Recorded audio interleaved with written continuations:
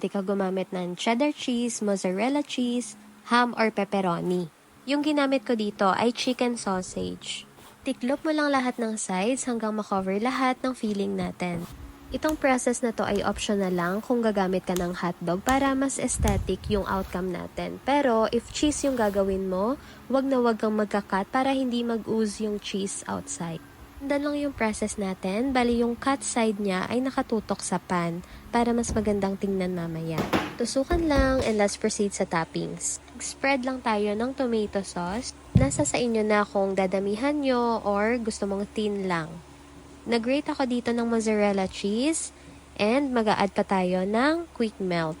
Yung Magnolia quick melt yung gamit ko. Kahit anong toppings pwede mong ilagay sa pizza, kahit anong protein or meat na available sa'yo, ilagay mo. Dito gumamit lang ako ng cooked ham. Nilagyan ko lang siya ng bell pepper and onion.